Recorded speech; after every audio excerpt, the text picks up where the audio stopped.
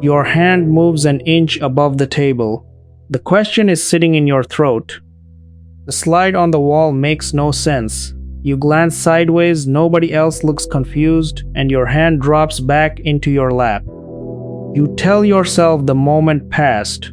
That is a story that lets you leave cleanly. But the choice was not clean. You did not learn that the plan made sense. You learned that no one else had moved. The cost is not embarrassment.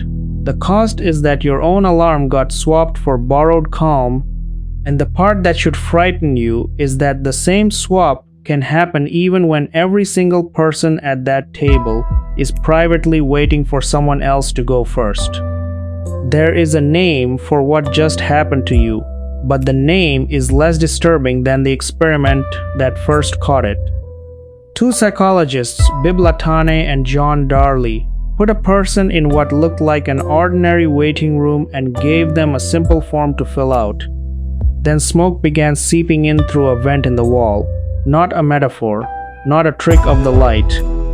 Real smoke thick enough to see. When the person sat there alone, the smoke was almost impossible to ignore.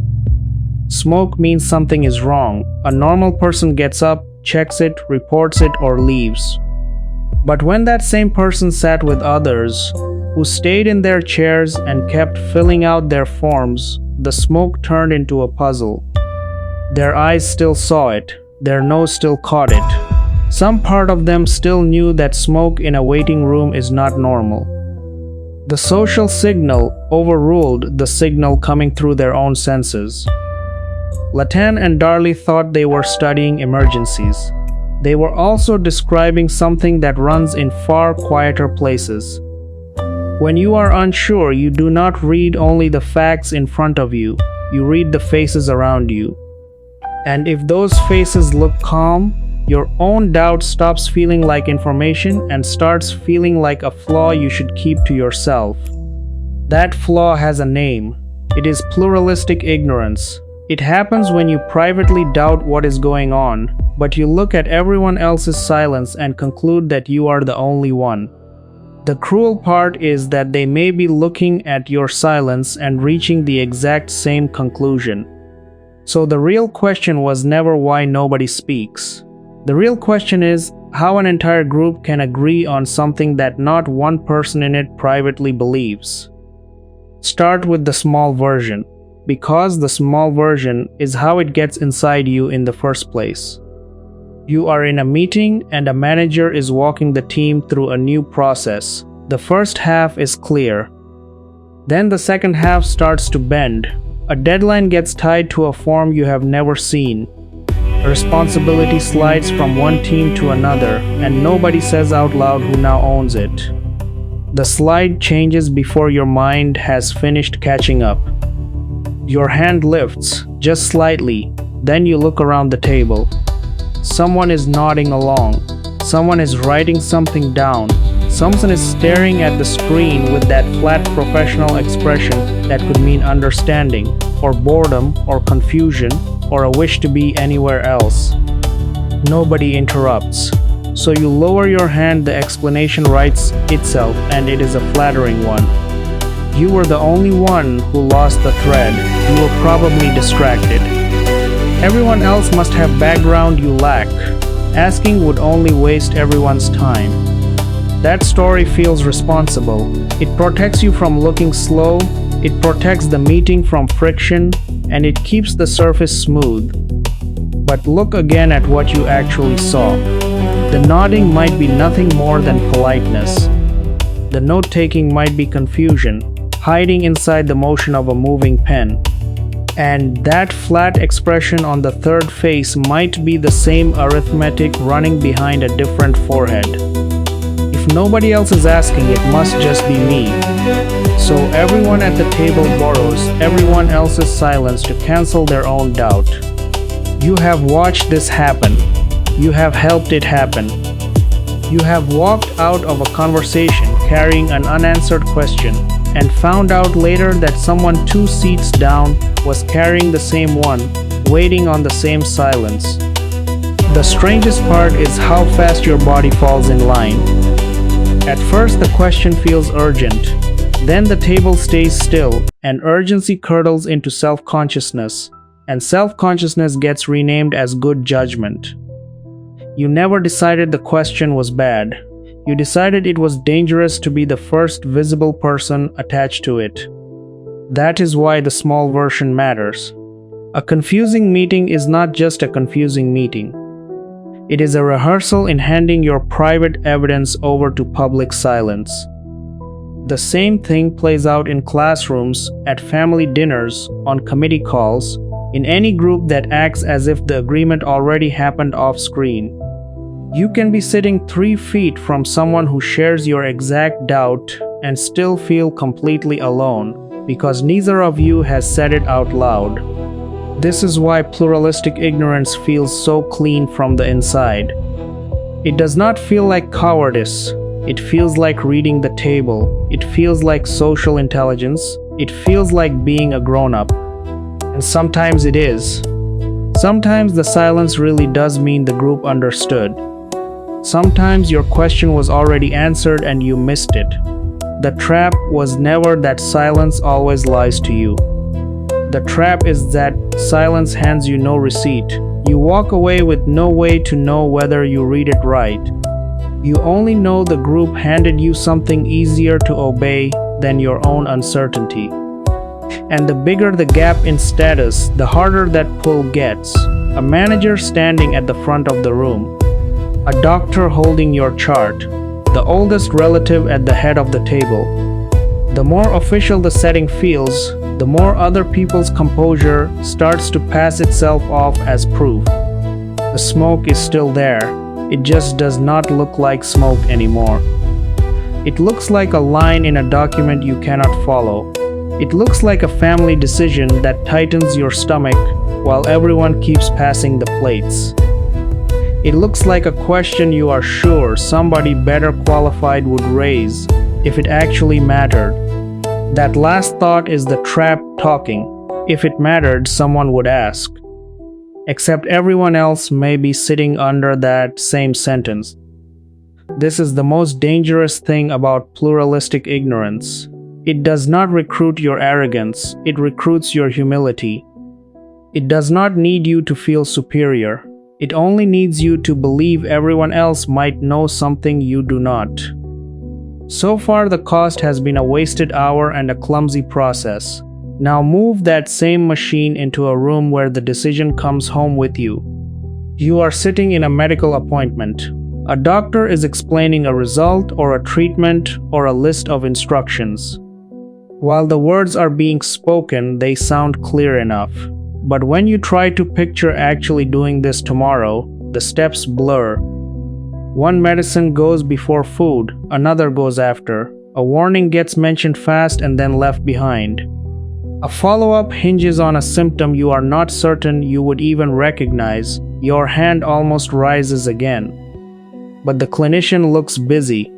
A nurse is already drifting toward the door. The person who came with you has gone quiet. The paper in your hand is covered in official language. Everyone here seems to know exactly what happens next, so you nod. This time the damage is not a messy workflow or a lost afternoon. This time the silence can shape what you do with your body, your pain, your risk, and your trust. You are not deciding whether to look foolish in a meeting. You are deciding whether to admit out loud that the person responsible for understanding your own care does not yet understand it. That is a much heavier thing to admit. The same shape repeats, with more weight on it. The instruction matters now. The calm of the professionals around you looks like a sign that the answer is obvious. But that calm may only mean that each of them is performing a role they have performed 1,000 times. And so you can walk out of that clinic carrying a plan that not one person there ever confirmed you actually understood. Now the meeting looks heavier in hindsight. That hand dropping beside the conference table was not an isolated habit. It was the rehearsal. Every time you let silence overrule confusion in a low-stakes room, the same motion feels a little more natural for the day the stakes are high. This is exactly why being smart does not save you. A smart person just generates better reasons to stay quiet. You tell yourself the doctor is busy. You tell yourself the question is too basic to ask. You tell yourself it is printed somewhere on that page. Every one of those reasons sounds careful. And everyone can be a costume for the same social fact. Nobody else is making their uncertainty visible, so you file yours away as a private failing. Pluralistic ignorance is not the absence of thinking. It is your thinking getting routed through other people's faces before your own evidence is allowed to vote. Here is where it stops being a story about a weakness inside you. Because the same silence that empties one person also builds entire worlds. A group can settle on something no single member believes, and not one of them ever has to lie to make it happen. Deborah Prentice and Dale Miller found it in a place that looks as loud and confident as any place gets. College drinking culture. They studied students who privately felt more uneasy about the heavy drinking around them than they assumed everyone else felt. Picture one of those students at a party, drink in hand, half wishing they were not there, scanning the crowd and reading every other face as completely at ease. Each student could privately dislike the whole thing while assuming the others loved it. And that assumption is enough because a norm does not need real belief to stay alive. It only needs enough people to act as though everyone else believes. Sit with what that means.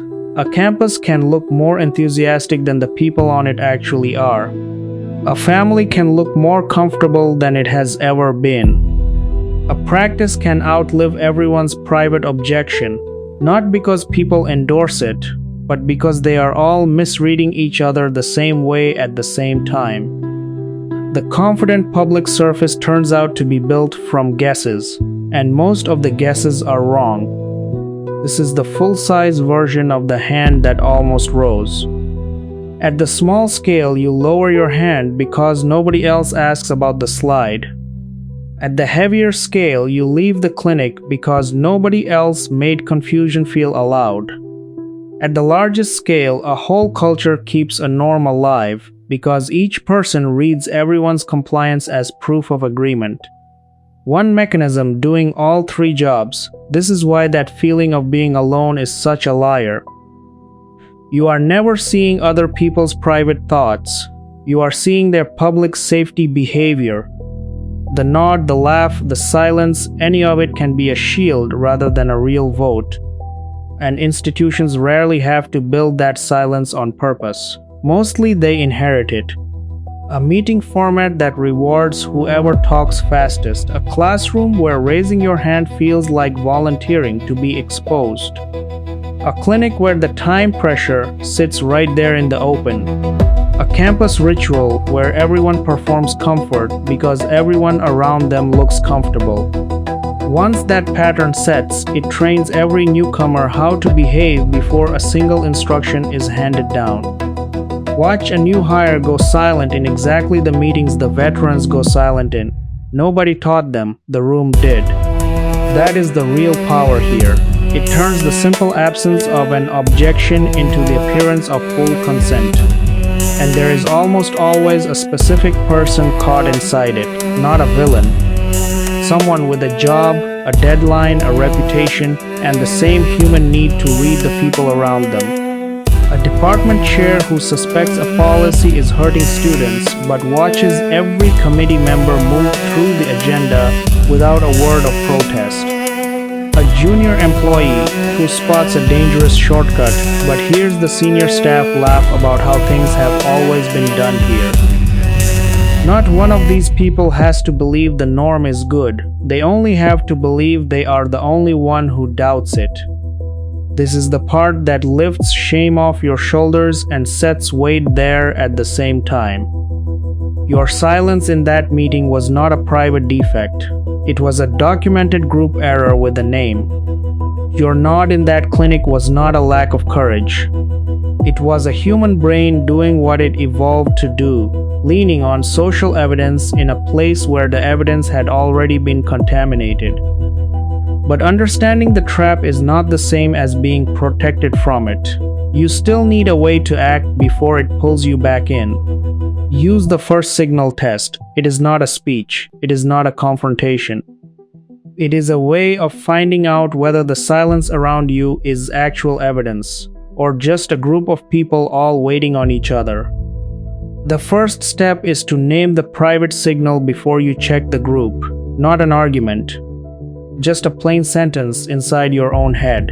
I do not understand the deadline. I am not comfortable with this joke. I do not know how to take this medicine. I think this plan is missing an owner. The whole point is to catch your own evidence before the social weather has a chance to edit it. The second step is to separate the silence from proof. Ask yourself one question. What does this silence actually show? Almost always, it shows one thing only, that nobody has spoken yet. It does not show agreement. It does not show understanding. It does not show safety. It does not show that your concern is small. That distinction sounds tiny. It is the entire hinge. The third step is to offer a low-cost first signal. Make it small enough that other people can step in beside you without feeling exposed. In the meeting, the sentence is not, "This entire plan is confusing." It is, "Can we pause on who owns the form once the deadline moves?" In the clinic, it is not, "I do not understand any of this." It is, "Before I leave, can I say the steps back to you and have you correct me?" At the family table, it is not, "Everyone here is pretending." It is, "I might be the only one, but I am not comfortable with that part." The signal has to be small enough to survive your own fear. The fourth step is to watch for relief, not applause. Applause is rare. Relief is everywhere once you know to look. Someone exhales. Someone adds a detail they were holding back. Someone says they had the very same question. A face changes across the table because your one sentence just handed their private signal a public handle to hold. That is the whole test. You are not trying to win the group. You are testing whether the group was ever as certain as it looked. Run it back through the meeting. Your hand almost rises. This time, before it can drop, you name the private signal to yourself. The handoff is unclear. You separate the silence from proof. Nobody asking does not mean everybody knows. You offer the first signal out loud. "Can we pause on who owns this after Friday?" And then you watch. Maybe the manager answers it cleanly and the whole meeting gets 1 minute better. Maybe another person says, "Yes, that was my question too." Or maybe nobody reacts. And you learn that this time the silence really was agreement. Even then, you have won something. You traded a guess about the group for real information from the group. You only had to become visible one sentence sooner than the trap was counting on. Run it through the clinic. The paper is in your hand. The door is already opening. Your hand almost rises. The test turns that big vague fear into one narrow request. "Can I say the plan back to you to make sure I have it right?" That sentence accuses no one. It hands the other person a clear job. Correct the plan before you carry it out into the rest of your life. Most people will never do this. They will go on reading calm as clarity. They will go on mistaking silence for consensus. They will keep walking out with questions that were never once tested against another living person. You have a different move now. The advantage is not that silence will never sway you again. It will. It sways everyone. The advantage is that you now know silence is not a verdict. It is an unfinished measurement. Go back to the first scene. Your hand moves an inch above the table. The question is sitting in your throat. The slide on the wall makes no sense. Nobody else looks confused. Before that was the end of the decision. Their calm became your answer. Your hand fell and the false agreement got one more body to borrow. Now that same moment holds a second possibility. The hand does not have to turn into a speech. It only has to turn into one clear sentence, not because you are certain, because you are not. That is the part nobody ever taught you. Uncertainty is not always a reason to wait for the group. Sometimes your uncertainty is the exact thing the group needs someone to put a first signal on. The smoke was never dangerous only because nobody moved. The plan was never clear only because nobody asked. The norm was never real, only because everybody performed it. A room can be wrong without a single person in it believing the wrong thing. There is a second force standing close to this one. The moment people decide their own view is in the minority, they tend to say even less. And that new silence makes the apparent majority look stronger than it ever was. The same meetings and clinics and campuses and families can crank up that second force once pluralistic ignorance has already opened the door. It is called the spiral of silence.